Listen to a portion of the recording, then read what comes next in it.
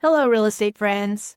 Tracy Conyers here with the debut issue of the Beach Cities Trendlines, a weekly newsletter discussing residential real estate trends, especially as they pertain to the beach cities of Los Angeles. If you like what I have to say, please consider subscribing at thetracytalks.com. Right out of the gate, I want to say that I personally write the trend line and not AI or junior staff.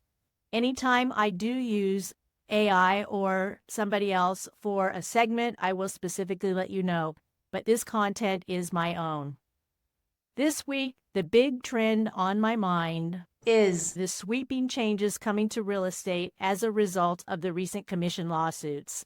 So let's get to it. I'm sure by now you've read someplace or seen a media outlet story about the big commission lawsuit settled in March between the National Association of Realtors, also known as the NAR, and the class action plaintiffs in Missouri, purporting to represent a nationwide class action. I recorded a video about it in March, and you can find the link to that video in the show notes. Although any real estate professional should be paying attention to these developments, they particularly caught my attention because of my background as a consumer class action fraud attorney.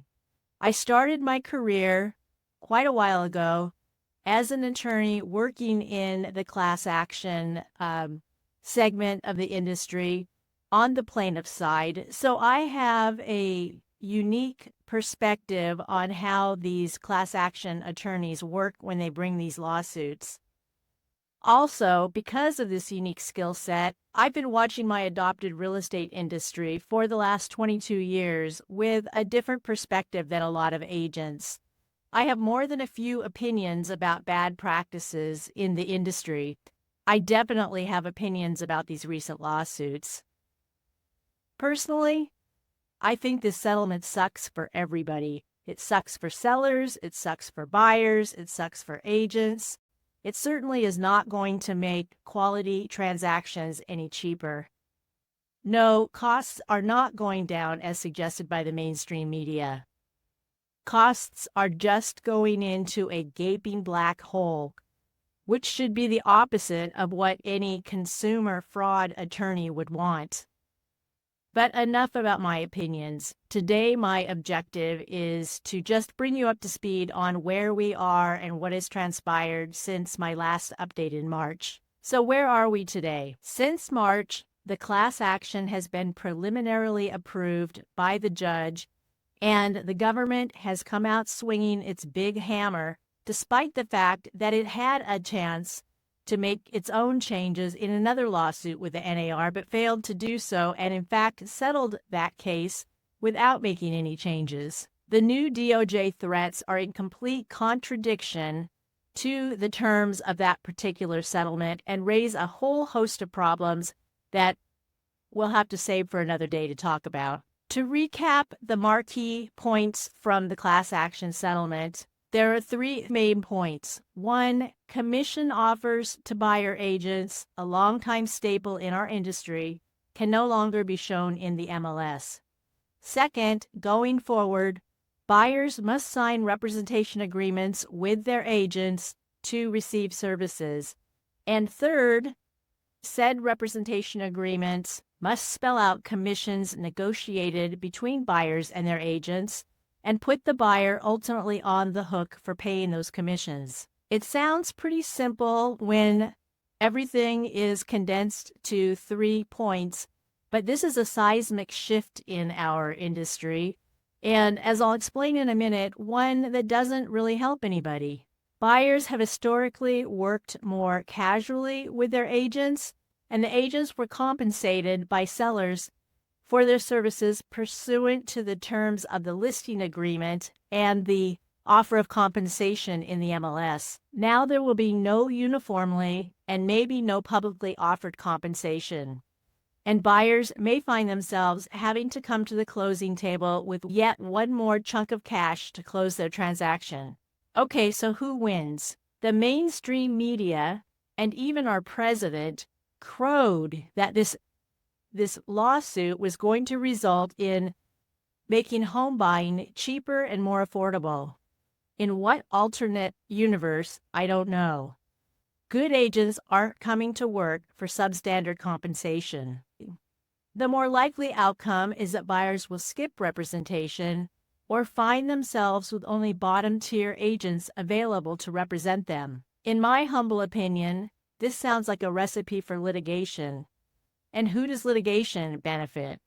Oh, that's right, the attorneys who brought these cases in the first place. As far as I can see, the only winner here is a certain plaintiff's attorney in Missouri who happened to be able to convince his hometown jury that agents nationwide were screwing their clients. I'm still scratching my head trying to figure out how 50 states with different practices even ended up in one class action. So what's next? Sellers will still be free to offer concessions that might be used to pay buyer agents, but it's unclear whether the MLS can be used for this purpose.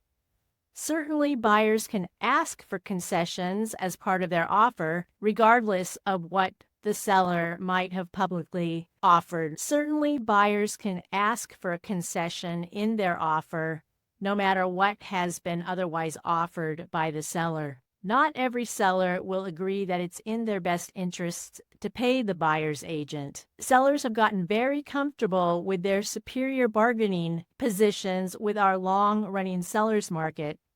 But real estate is cyclical. In fact, that's another problem with all of this. Crucial decisions are being made by judges and government lawyers who don't even know what a buyer's market looks like and how the relationship and the bargaining positions are going to shift. I personally will be advising my sellers to offer concessions to buyers to pay their agents. There are many reasons to have a strong buyer in the transaction to get the deal done and make sure it stays done with no after-the-fact litigation. But you have to know there's going to be a lot of confusion by sellers, and there will be agents who will sell greed to get a listing. Add to that all of the confusion on the buy side having to do with getting buyer agents paid and making offers in the new normal. The whole landscape is going to be very chaotic for a while, no matter how it eventually shakes out. And as you have probably figured out by now, I don't think it's going to shake out in any way that benefits any party. So with a chaotic landscape, it will be so extra important to make sure that you have good representation, whether you're a buyer or a seller. And you have to realize that good representation will cost you money. Should buyers skip representation? What if a buyer wants to skip being represented to save the fees? Well, that's a possibility, but I wouldn't recommend it unless that buyer buys and sells frequently and knows how to price an offer, especially in the new paradigm, knows how to size up a listing agent, negotiate multiple offers, schedule their own inspections, and usually on a short timeline, wrangle their lender into funding on time, negotiate repairs based on the inspections, and analyze and sign a whole stack of legally binding paperwork. Hey, if that's in your wheelhouse as a buyer, then go ahead and represent yourself. But in 22 years in this industry, I can't remember ever meeting a buyer who meets these criteria who wasn't a specific real estate investor. The typical buyer just is not going to know how to manage a transaction. Should sellers care who represents buyers? What sellers should care about is getting multiple buyers bidding on their property so that they'll end up with the best price on the terms that they want. So how does the buyer's agent impact this? Well, incentivizing an army of agents to bring buyers to see your property is the first step to getting multiple buyers bidding on your property. Next, consider that buyers will have 4 options going forward to get their offers in front of sellers and their transactions closed. They've always really had these options, but it was always easier to simply default to an independent agent paid for by the seller. And yes, those agents were independent, even though paid for by the seller, unless they were part of the listing agent's team, but that's another issue I'll speak to in a minute. So the four scenarios are: buyers can bring a highly paid, top-notch agent who will make sure the transaction runs and closes smoothly. Second, buyers can bring a cheap, mediocre, or worse agent who will either cause problems or do nothing for the buyer. Third, the buyer can come without an agent, but will likely slow down the transaction because nobody is available to explain things and answer questions. I will tell you, the seller's agent is not going to take on extra liability by answering questions for an unrepresented buyer. The fourth scenario is that buyers could use the listing agent or somebody on that agent's team to represent their buying interests. I'll go into the implications of each of these scenarios in a future article because they each warrant some in-depth analysis. But for today, just know that each scenario represents an increasingly higher risk of the deal unraveling or resulting later in litigation. For today, just recognize that sellers must understand and care about this new normal, and that they won't save much money when they're not paying for top-notch representation on the other side. At least not in every case. How many cases? Only time will tell. But wait, how come buyers haven't always paid for their own representation? Unfortunately, there are so many cash outlays already required from buyers to close on a home, including closing costs, loan fees, insurance, down payment, etc., leaving most buyers strapped for cash in home buying transactions. This is exactly where the custom of sellers paying the buyer's agent came from, not because of some big conspiracy as alleged by the plaintiff's attorney and the government. And at the end of the day, that expense is deductible by sellers against equity gains. And sellers have a greater assurance that their deal gets done smoothly and stays done. It was a good practice until some greedy attorneys decided it wasn't. So when does the new normal start? I'm already seeing sellers offering discounted commissions to the buyer's agent in the MLS. All I can assume is that less ethical agents are trolling for listings, telling sellers that, hey, you don't have to pay for the buyer's agent anymore, without discussing any of the risks that go with that. In my research, the most ethical listing agents are still listing standard commissions in the MLS. But all of that changes on August 17th, when the MLS will no longer show commission offers. Buyers will have to start signing those representation agreements and confront the reality that the seller may not pay for their buyer agent. Buyers may also find it increasingly difficult to find top-notch agents to represent them. I can tell you that our buyer side business is about to undergo a radical change.